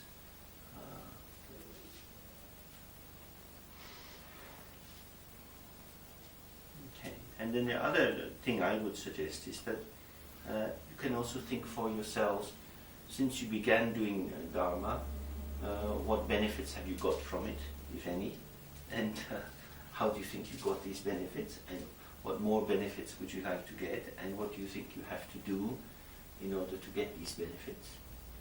Do a kind of audit for yourself, a kind of review, and think, am I using the time I use for Dharma efficiently? Do I get the real benefit out of it? And what is unclear for me, so that when we meet, you have real questions from your own experience about what is helpful or not. Because otherwise I say whatever I'm in the mood to say, and maybe it's helpful and maybe it's not. But it's also maybe more useful, since you are doing meditation practice, that we try to keep it close to the practice. In relation to these benefits, I haven't read this book. I've carried it around for 2 decades now by, what's his name, Trungpa, I think, about cutting through spiritual materialism. It seems to point in that direction. So whenever I see some benefits coming, I say, no, I don't want to know this. I don't want to go for these things to be gotten, because that's not an illusion. It's a gimmick. It may be a method, but for me it would be catching me, trying not to have these things. But we have to remember that Trungpa, before he died, set up this Shambhala training with epaulets and badges and saluting. I mean, he was That's not a an joke. enemy of spiritual materialism at all. He was a highly... He may not be, but I am. Ah. But if you don't know how you're doing, how will you know that it's not a waste of time? I mean, you can dedicate the result to other people, but you have to know whether you're dedicating something or not. You can give it away, but if you don't get it, there's nothing to give away. Because very often what happens is that we don't make progress because we are doing things wrongly. And so we have, if we can observe for ourselves, like if you're learning yoga or something, it really helps to have a teacher who can look at you, because most of us don't have such a clear awareness of our body that we can self-correct. We think we're standing straight, but actually we're off at a balance. So it's the same with the meditation. We have to look for ourselves and then try to show this is how I think it is, and then you can see that everything's true. But I don't have an intention we should get little badges. Maybe that would be nice. You might actually like that. There's a photo of James. Oh, wow.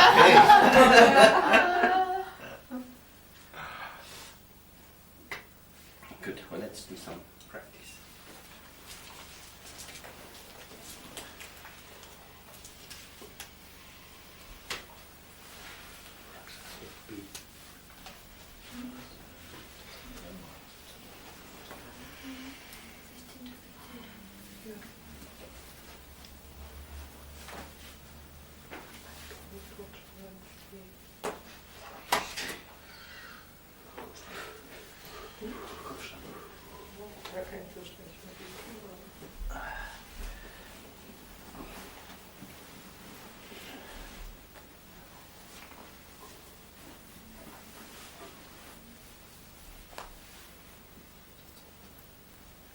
what do you feel most in the mood to do? We could go into the practice through this Magic Lantern song, we can do it through these R's, we can do it in Magic Lantern. Magic I Lantern? would prefer. Yeah. So we can do Magic that Lantern. just a few times, not for so long, but we do it in the same way, and we're using this to energetically bring ourselves a bit, we're all a bit tired maybe, bring ourselves a bit up and focus the mind, and then in this dissolving phase, it's not different from the 3 R's. We want to do it clearly but in a relaxed way, so that when this ball of light is dissolving, we really go into that. So we're using this visualization of the light the same way we use the sound ah. And we just go out on this movement. Then just staying in that state. And when thoughts and feelings arise, the particular thing we do from the Dzogchen point of view is try to just stay with the arising out of the state we're already in. And go back to this exploration that the mind has no top or bottom, no sides, no color, no shape. There is nowhere else for these thoughts to come from but this open state. Everything has gone into this state. And so whatever arises, don't worry about it. Just enjoy it as the manifestation of this state.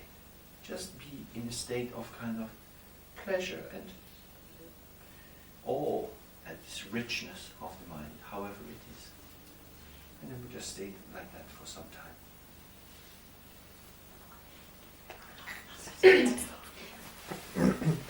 Kann dir das übertragen? Da draußen, wenn wir jetzt hier dann Da ist dein Vermieter hier aufgekommen, was? Die sind nicht da. Die fehlen.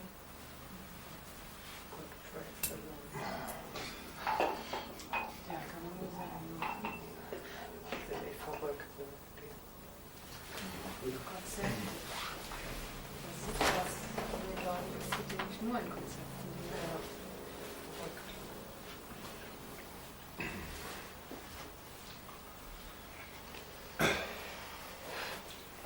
Om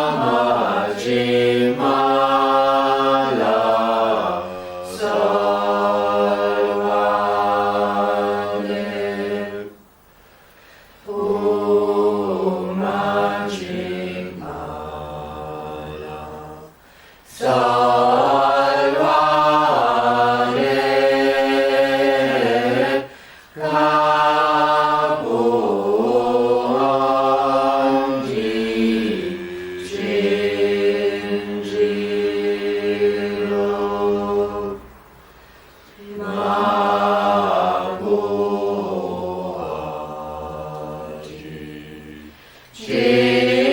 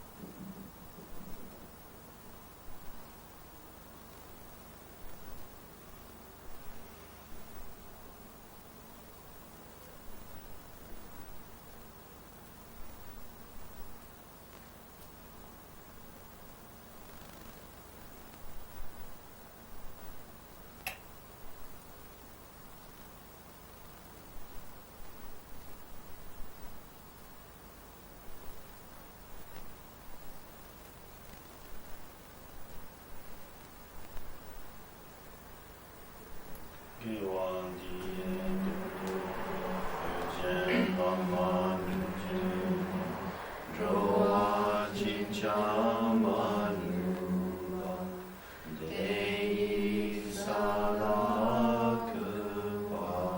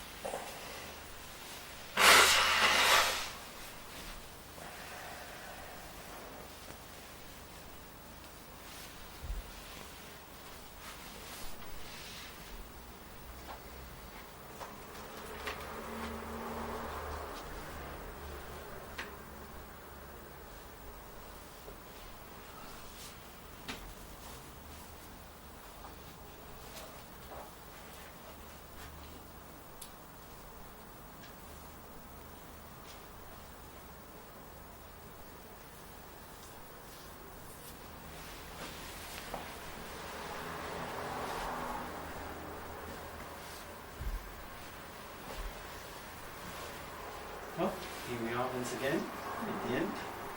Thank you for coming all this way over the ocean.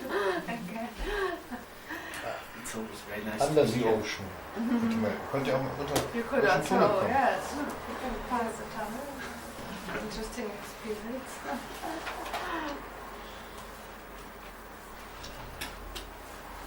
Have you checked out that oil train? Your train? It's much longer. Oh, yeah? Very, very slow. It's about 7 hours or something. Really? So we see you again on the 16th, Yes. Saturday, and I would propose to let it happen again here. I mean, if Eva is okay, but if it's okay for you, we can say it's again here. 'Cause, I mean, it's easier for us with a child, yes. That's why I have the interest to let it happen here. And it's okay having the kids around. Nobody found Yes. that too disturbing. I mean, it's quite nice. We could let it happen again like this. Yeah. So we can invite Almut also with her Mm-hmm. little girl, because I think she was pleased also to be here. Ich fand das also heute fand ich gut, aber gestern fand ich, also für mich fand ich das total. You felt disturbed Ja. yesterday? Ja. Aber ich dachte immer, ach, das ist ja nicht mein Kind, weißt du? Irgendwie so, das ist schön. Aber mir drückt das irgendwie diese Knöpfe. Ja, ja, ich weiß, ich kann mir das auch vorstellen. Ich Well, weiß I mean, it's important to be clear about what's useful for you. It's not, I mean, the primary focus is on doing some practice, not on Ja. integrating childcare. But, you know, if we can find a balance, I don't know what that could be. The way she formulated it was it pushes buttons as long as it pushes my buttons too. I see demand, I see my resistance to demand, I see that again it's not my child, so child thunders in and would you please do that a little less loud? It's something to be observed inside, it's not necessarily something to be controlled outside. But I think that would be the key thing, is that as long as we can find a way to integrate it into the practice, even if it's a bit difficult, it's potentially useful. But if it becomes an obstacle to the practice, then it's not so useful. So. Because there's also a third woman with a child. I mean, Simone, who don't know. Child group. I don't know if she really wants to come. That's also a question. But now she wanted to come, but she had some television work to do, and for her it was very, very important to go back to work, because for years she hadn't the opportunity to work, and so she tells you she would have liked to come, but just on this weekend she couldn't, because it's necessary for her to earn some money and to get into the job again. But She also has a girl of 6 years. I think it's not so a problem when the children can play. Yeah, I mean, that would be the principle, I suppose, if the children can play, can either be here very quiet, like this, or playing next door by themselves, but not coming in and out. Yes, let's say Maybe as a compromise, always one of us take care, like 1 hour or 1 session, that they don't come in. Yes. And then Oder we die can nichts macht. You can be excused, this too. This is your daily practice anyway. yes. That's where we welcome Well, for me, it's not so much a problem with children, because I think the children are very nice and sweet and they don't make any troubles. For me, are the adults a little bit a problem. The what? The adults. The adults. Yes. Yeah. Because I think when we say we started at 2 o'clock, I think we should start at 2 o'clock.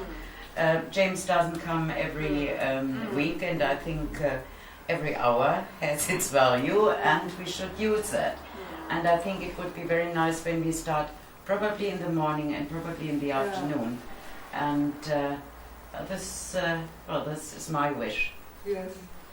And I also Well, a little think bit in one way it's cup really of good coffee. to be open, but on the other side it also would be nice when people come, they stay, and they would like to join the group a little bit longer than only 1 weekend, because that is really what we want in Yes. the group. And But we and maybe it's good when people first come then to a practice day there. Yes, or James to the isn't there meditation because- on Wednesday. Yeah. There are always the same 3 people sitting, and we could do that in my living room at home as well.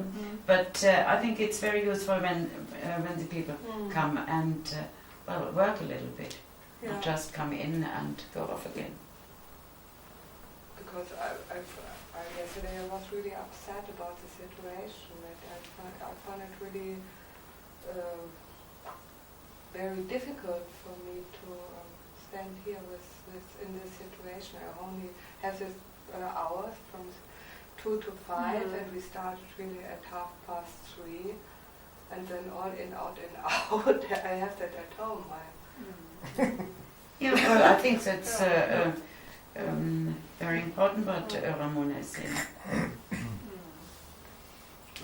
I mean, it's clear that the principle that we meet for is to study Dharma and do some practice together. Yeah. So maybe what we could try to do in terms of the timing is to think if we start at 2, we have to then be here people at should be 1:30. Yeah. 1:30 or 1:45 to have a coffee and to settle down. So when we start at 2, people are in the mood for Yeah. that. Yes, Okay. that's better. And maybe on the Sunday morning we should say, I know we start at 9:15, but people are here for 9, and then we get set up before then. Yeah. And be clear about the time, the tea breaks. Maybe they should always be at 20 minutes or something. Because, I mean, it's nice to have conversations, but then the time drifts on and That's right. there are some tasks to be done. But I had the impression we did a lot of practice this time. Yeah. And Oh, we did. I'm really satisfied with Yes, we did. also the balance between talking, teachings and practice was good.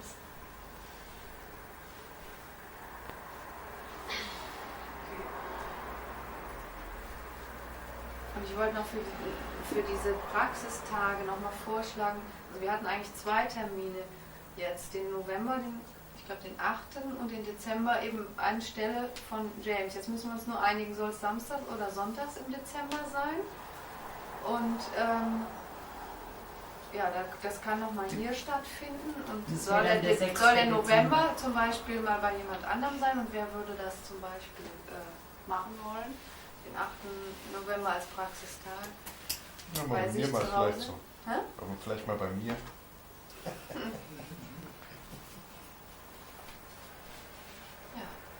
A discussion.